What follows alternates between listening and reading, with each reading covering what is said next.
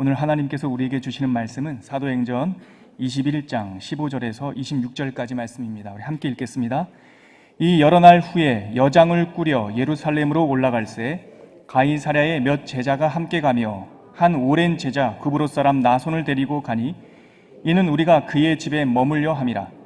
예루살렘에 이르니 형제들이 우리를 기꺼이 영접하거늘 그 이튿날 바울이 우리와 함께 야고보에게로 들어가니 장로들도 다 있더라. 바울이 문안하고 하나님이 자기의 사역으로 말미암아 이방 가운데서 하신 일을 낱낱이 말하니 그들이 듣고 하나님께 영광을 돌리고 바울더러 이르되 형제여 그대도 보는 바에 유대인 중에 믿는 자 수만 명이 있으니 다 율법의 열성을 가진 자라. 내가 이방에 있는 모든 유대인들을 가르치되 모세를 배반하고 아들들에게 할례를 행하지 말고 또 관습을 지키지 말라 한다 함을 그들이 들었도다. 그러면 어찌할꼬 그들이 필연 그대가 온 것을 들으리니 우리가 말하는 이대로 하라. 서원한 네 사람이 우리에게 있으니 그들을 데리고 함께 결례를 행하고 그들을 위하여 비용을 내어 머리를 깎게 하라. 그러면 모든 사람이 그대에게 대하여 들은 것이 사실이 아니고 그대도 율법을 지켜 행하는 줄로 알 것이라. 주를 믿는 이방인에게는 우리가 우상의 제물과 피와 목매어 죽인 것과 음행을 피할 것을 결의하고 편지하였느니라 하니 바울이 이 사람들을 데리고 이튿날 그들과 함께 결례를 행하고 성전에 들어가서 각 사람을 위하여 제사 드릴 때까지의 결례 기간이 만기된 것을 신고하니라. 아멘. 바울은 이제 3차 전도여행을 마치고 성령의 새로운 사명을 받아서 예루살렘을 통해 로마로 향하는 여정을 시작하고 있습니다. 우리가 나중에 알게 되지만 사실은 이 시점에서 바울은 로마를 통해서 서반하러 가고 싶은 지금으로 말하면 스페인이죠. 그쪽으로 가고 싶은 본인의 뜻은 있었는데 하나님께서 그 뜻에 승인 도장을 찍지는 않은 것 같아요. 이때까지만 하더라도 예루살렘으로 들어가라 하는 말씀만 듣고 징검다리를 밟듯이 순종해서 예루살렘으로 향하고 있습니다. 그는 소아시아 밀레도시에서 에베소의 장로들을 만나 작별 인사를 하고 지난주 토요일부터 우리가 살펴보고 있는 21장부터 배를 타고 예루살렘으로 향하고 있고요. 우리가 26장에 로마에 도착하는 장면을 보게 됩니다. 이 여정이 지금 21장부터 시작되는 이 밀레도를 떠나 예루살렘을 거쳐 로마로 도착하는 사도행전 26장까지 여정이 3년 동안의 여정입니다. 그런데 제가 이 여정을 나름대로 이렇게 좀 살펴보면 제가 이거 정리하는 거 좋아하잖아요. 살펴보면 한 12개의 관문이 있는 것 같아요. 바울이 전도 여행을 마치고 로마에 이르는 이 여정, 21장부터 26장까지 여정이 한 12장면.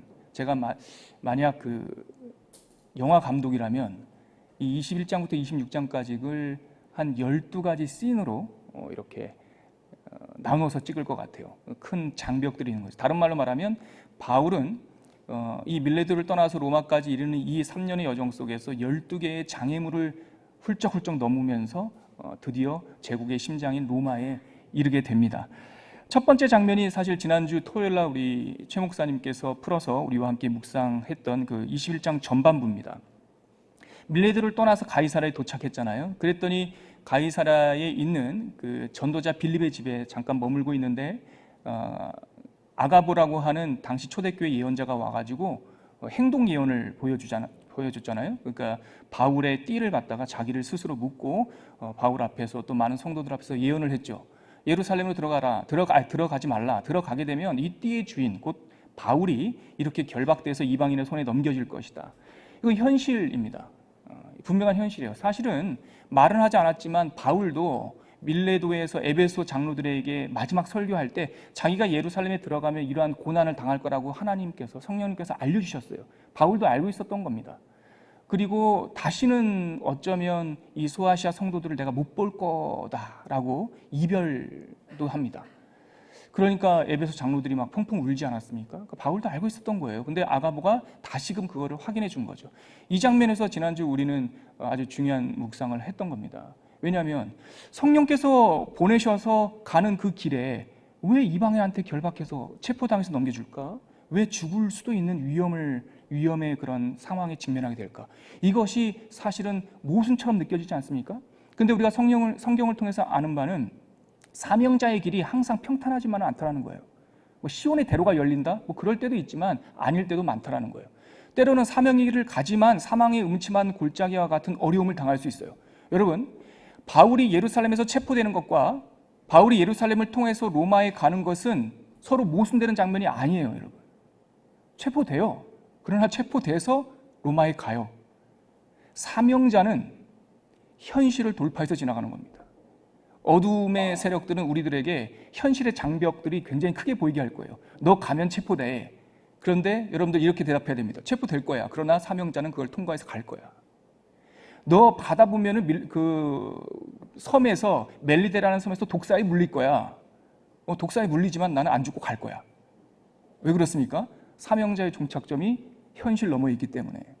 네, 그래서 지난주 토요일 날 우리는 최 목사님과 함께 현실이라는 것과 현실을 돌파하는 사명, 이 두 가지를 보지 않았습니까?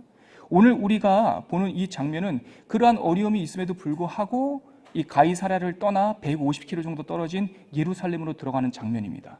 자, 우리가 읽었던 본문을 다시 한번 읽어볼까요? 15절과 16절인데요. 이제 여장을 꾸리고 예루살렘으로 이동합니다. 같이 읽겠습니다. 이 여러 날 후에 여장을 꾸려 예루살렘으로 올라갈새 가이사랴에 몇 제자가 함께 가며 한 오랜 제자 구브로 사람 나손을 데리고 가니 이는 우리가 그의 집에 머물려 함이라. 저는 15절과 16절을 읽으면서 묘한 긴장을 느껴요. 뭐냐면 첫 번째 긴장은 체포될지도 모른다라고 하는 그 막연함이죠. 자기가 어떻게 될지 나도 모른다라고 에베소 장로들에게 얘기하지 않았습니까? 바울 개인의 긴장이지만 이 선교팀, 이제부터는 바울이 선교팀의 일원으로 묘사되거든요. 우리가 이렇게 해요. 우리가. 다시 말해서 선교팀. 근데 이 선교팀이 묘한 긴장감이 느껴지는 것은 16절 보세요. 가이사랴에 있는 몇 제자가 함께 선교팀과 동행합니다. 굳이 검증된 사람들이 함께 가고요. 그런데 또 하나, 한 오랜 제자 구브로 사람 나손을 데리고 갑니다. 물론 거기 보면은 그가 나손이 예루살렘에 집이 있었나 봐요. 그래서 그 집에서 머물려고 하는 목적도 있었지만 이 사람을 이 사도행전을 기록하는 누가는 아주 꼼꼼히 이 여정을 기록하는데 이 나손이라는 사람이 오랜 제자였다라는 것, 그리고 이가 구브로 사람이었다라는 것. 어떤 느낌이 듭니까? 저는 이 사람이 보증서 같아요. 이 사람이 오랜 사람이고 예루살렘에 거하던 사람이라 예루살렘에 있는 교회 성도들에게 이미 검증된 사람이에요. 그리고 이 사람이 어디 출신입니까? 바나바와 같은 구브로 출신 사람이에요.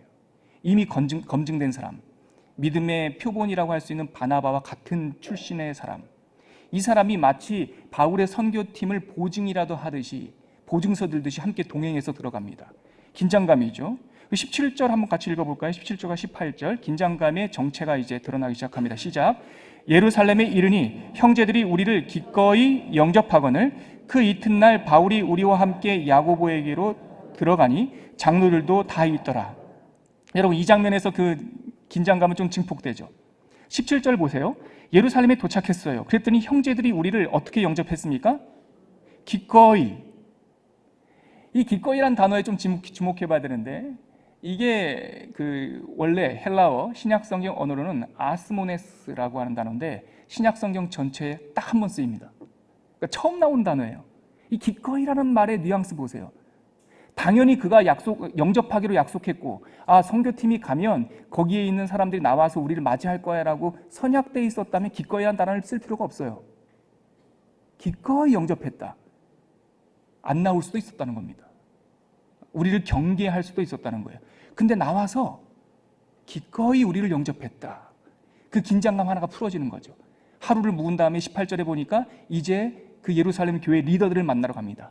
그 리더는 야고보였습니다. 예수님의 형제 야고보. 그리고 웬일인지 예루살렘에 있는 교회 장로들이 다 모여 있습니다. 성도들 말고요. 리더십들만 모여 있어요. 마치 면접을 보듯이. 왜 이렇습니까? 왜 이렇게 긴장이 흐르고 있죠? 왜냐하면 바울과 선교팀, 지금 이 예루살렘에 도착한 선교팀에는 몇 가지 스캔들이 있었기 때문에 그렇습니다. 지금 예루살렘에 도착한 이 시점으로부터 정확하게 10년 전 AD 49년에 첫 번째 선교 여행을 마치고 바울과 바나바가 예루살렘에 선교 보고를 했지요. 그때 이방인들에게 복음이 전파됐다는 것을 알렸고 그때 예루살렘 공회에는 그때 우리 권명철 목사님이 아침 예배 때 설교를 하셨는데 예루살렘 공회에서 결정을 했지 않습니까? 목매어 주인과 피와 음행과 뭐 그런 것만 금하자. 그렇죠? 그때 이미 바나바를 통해서 복음이 이방인에게 전파되고 있는 것이 도장을 맡은 거예요. 그런데 그 이후 49년에 예루살렘을 떠나자마자 어떤 일이 있었습니까? 이 까칠한 바울이 바나바와 분쟁으로 헤어진 거예요. 갈라졌답니다. 팀이 깨졌대요. 그리고 분명히 안디옥에서 떠나 2차 전도여행을 갈 때는 첫 번째 전도여행 했던 소아시라를 둘러보겠다고 했는데 그렇게 약속하고 떠났거든요. 그런데 이 사람이 갑자기 마케도니아로 가요. 보고도 안 했단 말이죠. 요즘처럼 카톡이 있었으면 제가 지난밤에 꿈을 꿨습니다. 성령님께서 절로 넘어가라고 했습니다. 카톡이라도 보낼 텐데 2000년 전이에요. 그럼 어떻게 그걸 정보를 보냅니까? 예정되지 않았던 바다를 에게를 건너서 마케도니아로 갔고 마케도니아에서 헬라 지역으로 갔어요. 고린도까지 갔다고요. 그리고 2차 전도여행을 돌아와서 가이사랴라고 하는 항구에 빌립 집사가 있었던 이 동네에 도착했거든요. 근데 이 까칠한 바울은 예루살렘에 들어가서 보고하면 되잖아요. 근데 보고 안 합니다. 18장에 보면 보고 안 하고 가이사랴에서 예루살렘으로 150km 내려가야 되니까 안 가고 그냥 북쪽 바로 안디옥교로 가버립니다. 그리고 쉬지도 않고 바로 3차 여행을 시작을 해요. 2차 여행 때 돌아보지 못했던 그 지역을 다시 한번 가려고 하는 거죠. 그리고 에베소에서 3년을 머물면서 3차 전도여행을 하다가 마지막 다시 한번 마케도니아와 헬라를 지나서 일로 온 거 아닙니까? 10년 걸린 거예요. 10년 동안 지금 예루살렘 교회에 다시 방문하는 이 10년 동안에 수많은 스캔들이 있었어요. 검증된 바나바와 싸워서 헤어졌죠. 그들이 약속하지 않았던 헬라 지역으로 가서 복음을 전했죠. 그런데 이상한 소문들이 예루살렘 교회에 들리기 시작했던 거예요. 그래서 보니까 19절에 한번 19절 같이 한번 읽어보겠습니까? 시작. 바울이 무난하고 하나님이 자기의 사역으로 말미암아 이방 가운데서 하신 일을 낱낱이 말하니 그 리더십들 앞에 불려가서 사도 바울과 선교팀은 선교 보고를 하기 시작한 거예요. 그런데 여기서도 이 단어를 한번 보세요. 낱낱이 말하니.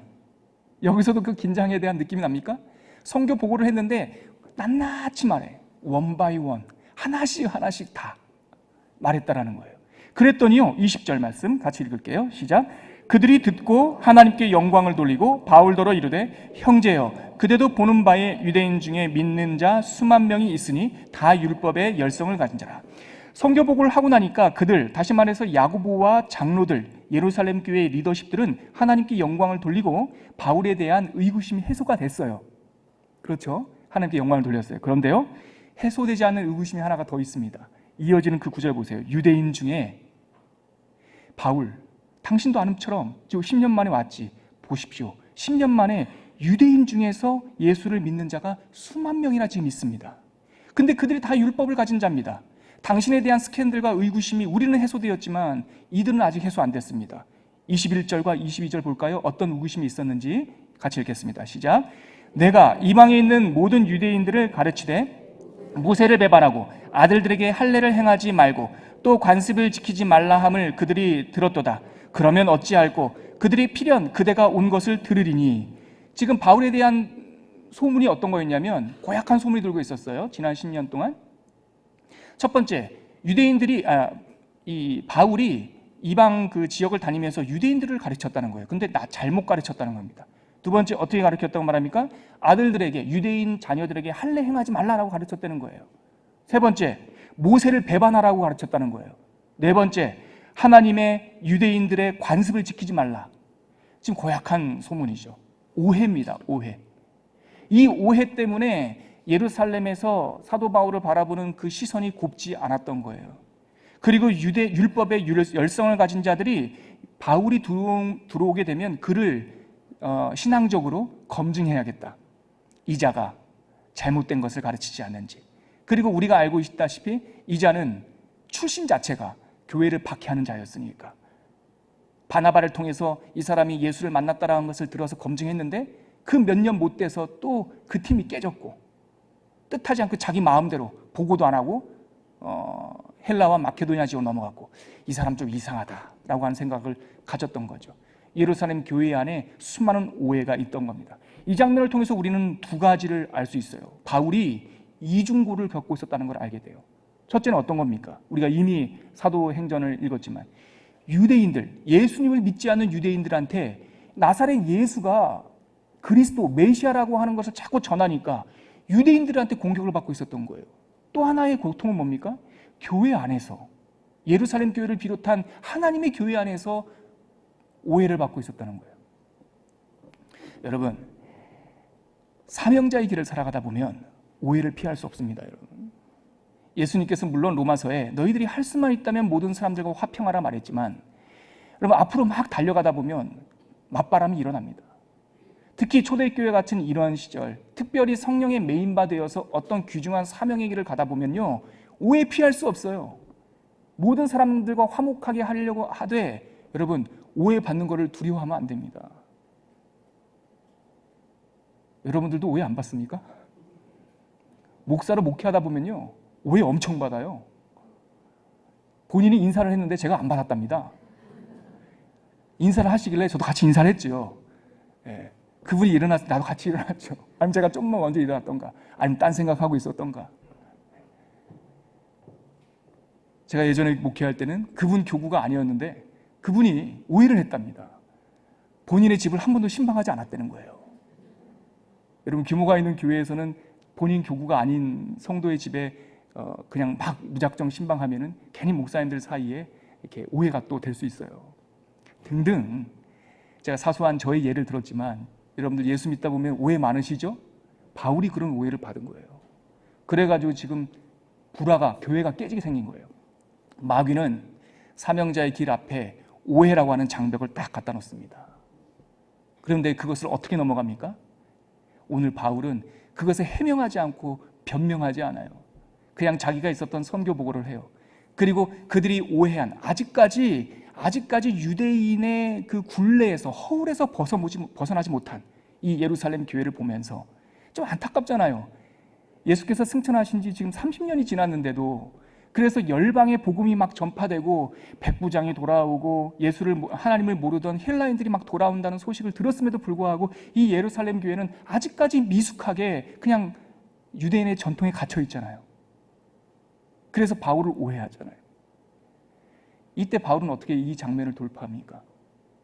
넓은 이해로, 다시 말해서 양해라고 제가 오늘 제목을 잡았는데, 오해하는 백성들을 향해서 넓은 이해심으로 그냥 그 장벽을 훌쩍 넘어가 버립니다.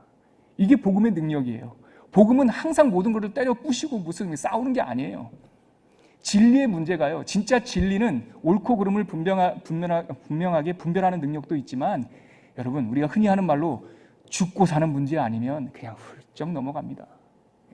바울이 그러한 결정을 하게 되는 거죠. 자, 그러면 어찌할꼬 그대가 온 것을 그들이 들으리라 하면서 이 예루살렘에 있는 리더십들이 묘안을 냅니다. 그게 바로 23절과 24절입니다. 같이 한번 읽을게요. 우리가 말하는 이대로 하라. 서원한 네 사람이 우리에게 있으니 그들을 데리고 함께 결례를 행하고 그들을 위하여 비용을 내어 머리를 깎게 하라. 그러면 모든 사람이 그대에 대하여 들은 것이 사실이 아니고 그대도 율법을 지켜 행하는 줄로 알 것이니라. 그래서 예루살렘에 있는 야고보와 장로들은 이러한 묘안을 내는 거예요. 그래, 당신의 성교 보고를 받으니 이게 오해였어. 당신이 이방인들에게 복음을 전하기 위해서 때로는 이방인들처럼, 유대인들에게는 유대인들처럼 한 거를 이제 알겠어. 그런데 이 이해하지 못하는 미숙한 사람들은 어떻게 해? 당신에게 이렇게 하자. 우리한테 나시린의 서약을 한 사람 4사람이 있어. 그들이 그 서약을 끝냈단 말이지.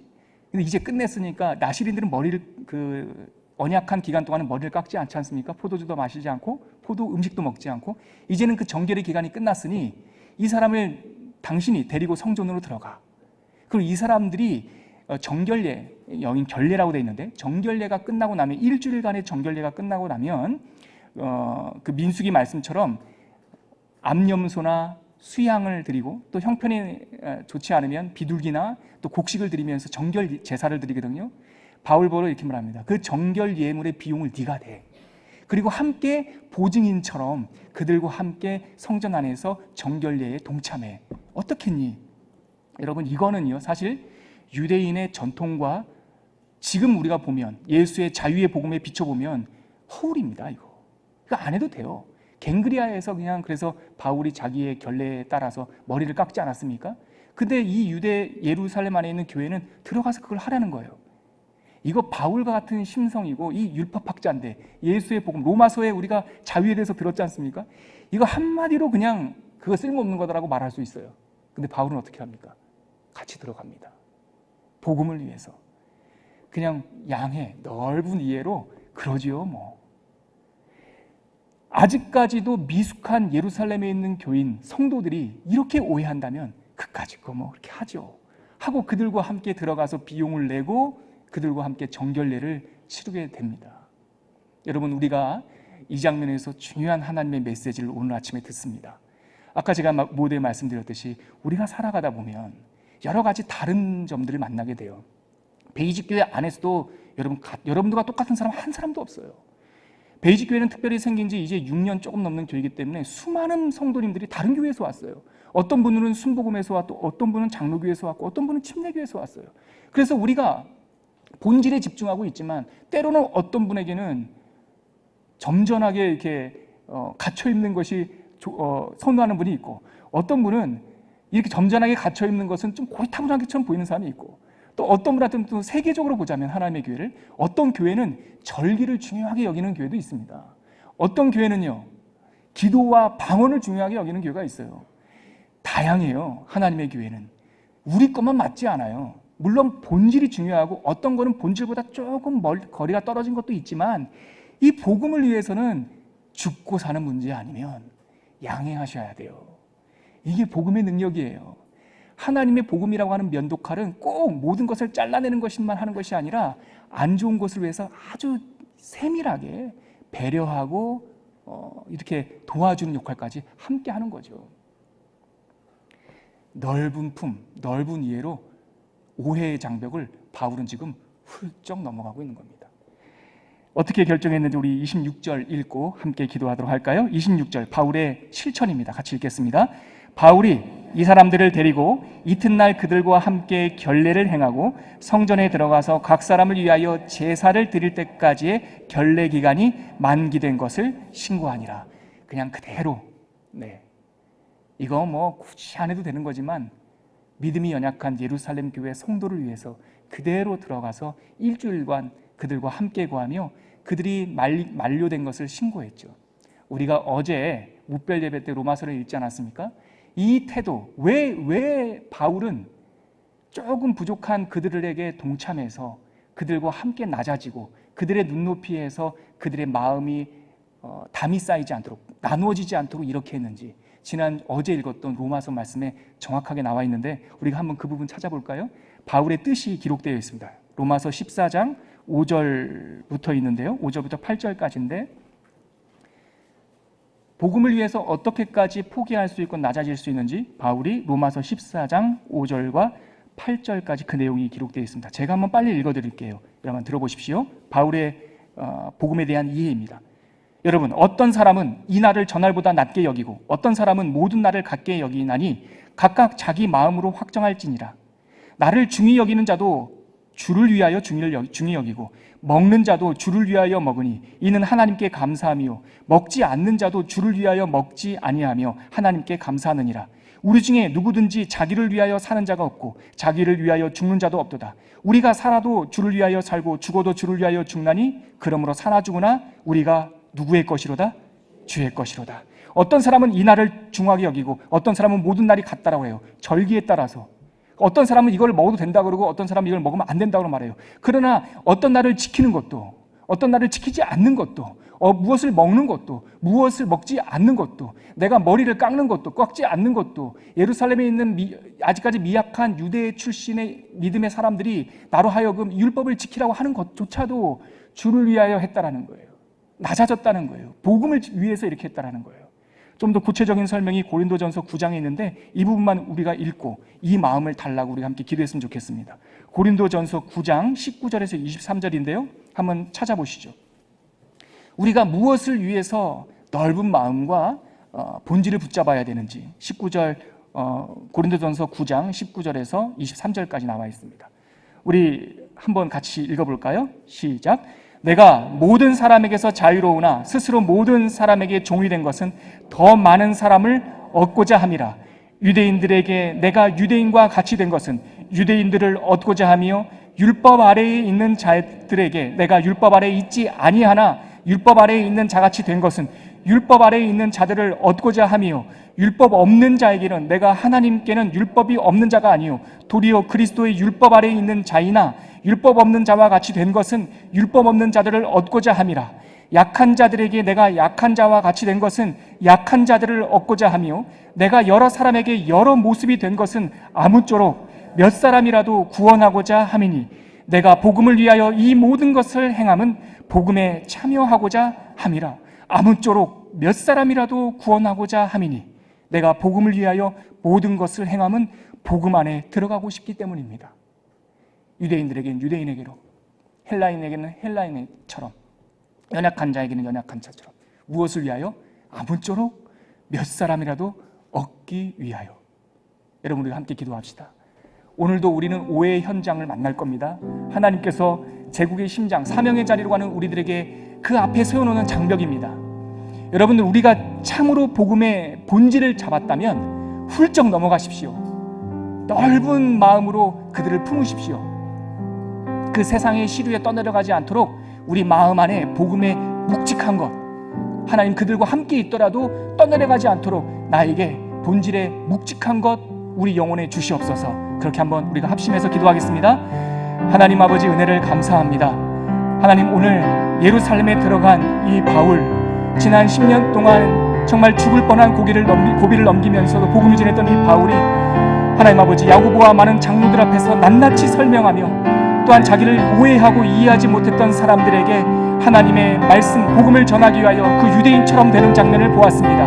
하나님, 우리 안에 주신 이 자유의 복음을 위하여 우리가 낮아질 때는 낮아지게 하여 주시고 연약한 사람들을 위해서는 그들의 눈높이로 낮아져서 복음을 전하는, 어찌하든지 한 사람이라도 얻는 우리들의 삶과 여정이 될 수 있도록 인도하여 주시옵소서.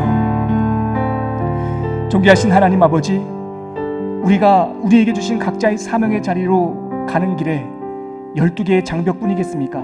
수많은 장벽들이 우리 앞에 있을 겁니다. 오늘도 오해의 장벽을 만날 겁니다.